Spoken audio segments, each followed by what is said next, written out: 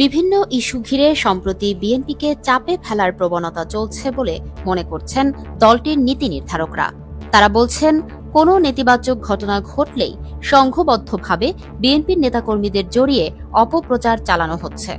বিশেষ করে সামাজিক যোগাযোগ মাধ্যম ও নেট দুনিয়ায় কটাক্ষপূর্ণ এবং অশালীনভাবে আক্রমণ চলছে। অথচ যে কোনো অন্যায়ের বিরুদ্ধে বিএনপি সবসময় জিরো টলারেন্স নীতি গ্রহণ করেছে। দলের উশৃঙ্খল নেতাকর্মীদের লাগাম টানতে বহিষ্কারের মতো কঠোর অবস্থানে দলের হাইকমান্ড।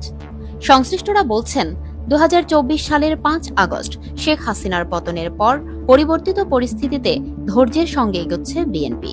এক্ষেত্রে বেশি ধৈর্যের পরিচয় দিচ্ছেন দলটির ভারপ্রাপ্ত চেয়ারম্যান তারেক রহমান।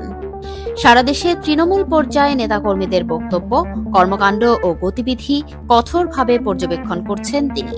শীর্ষ নেতাদের বক্তব্য, অভ্যন্তরীণ দ্বন্দ্ব মীমাংসা, সাংগঠনিক সিদ্ধান্ত, সরকার ও রাজনৈতিক নেতাদের মধ্যে যাতে ভুল বোঝাবুঝি না হয় সেটিও তিনি মোকাবিলা করছেন।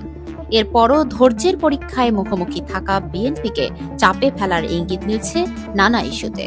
বিশেষত সম্প্রতি রাজধানীর মিটফোর্ড হাসপাতাল চত্বরে ভাঙাড়ি ব্যবসায়ী সোহাগ হত্যাকাণ্ডের ঘটনাটি ব্যাপক আলোচনার জন্ম দিয়েছে। ওই ঘটনায় বিএনপিকে নিয়ে সামাজিক যোগাযোগ মাধ্যমে ব্যাপকভাবে ট্রল করা হচ্ছে।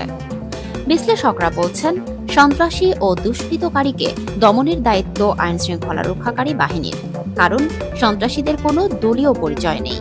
তবে দলীয় সম্পৃক্ততার কারণে বিএনপি এরই মধ্যে বহিষ্কারের মতো কঠোর ব্যবস্থা নিয়েছে।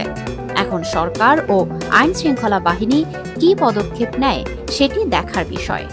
পুরান ঢাকায় ব্যবসায়ীকে পাথর মেরে হত্যার নির্মম ঘটনা বিএনপির জন্য সতর্ক বার্তা হিসেবে দেখা হচ্ছে। দলটির নেতাকর্মীদের পাশাপাশি সুশীল সমাজের অনেকেই সমালোচনা ও প্রতিবাদ মুখর। অনেকে বলছেন, তৃণমূল থেকে কেন্দ্র পর্যন্ত উশৃঙ্খল নেতাকর্মীদের লাগাম না টানলে বিএনপির ভাবমূর্তি ধরে রাখা কঠিন হবে। জানা গেছে, তারেক ও বিএনপির নীতি নির্ধারকদের কঠোরতা সত্ত্বেও দেশের বিভিন্ন স্থানে দখল, চাঁদাবাজি সহ বিভিন্ন অভিযোগ উঠছে বিএনপির বেশ কিছু নেতাকর্মীর বিরুদ্ধে। এসব অভিযোগ ওঠার সঙ্গে সঙ্গেই দ্রুত তদন্ত করে কঠোর সাংগঠনিক ব্যবস্থা নিয়েছে বিএনপি। সাংগঠনিক সূত্র জানায়, চাঁদাবাজি, দখল বাণিজ্য ও দলীয় শৃঙ্খলা ভঙ্গের দায়ে বিএনপি এরই মধ্যে 4,500 নেতাকর্মীকে বহিষ্কার ও শোকজ করেছে। এর মধ্যে বহিষ্কারের সংখ্যা 3,200। সংশ্লিষ্ট সূত্রের দাবি, জামায়াতে ইসলামী, এনসিপি, ইসলামী আন্দোলন, গণ অধিকার পরিষদ সহ বিভিন্ন দল যখন পিআর পদ্ধতিতে নির্বাচন ইস্যুতে বিএনপির বিরুদ্ধে সরব, ঠিক ওই সময় পুরান ঢাকায় ব্যবসায়ীকে হত্যার ঘটনা যেন তাদের কাছে আগুনে ঘি ঢালার মতো। সবাই একযোগে সামাজিক মাধ্যমে নেতিবাচক প্রচার চালাচ্ছে, বিএনপিকে ঘায়েলের জন্য নতুন তৎপরতার চেষ্টা করছে।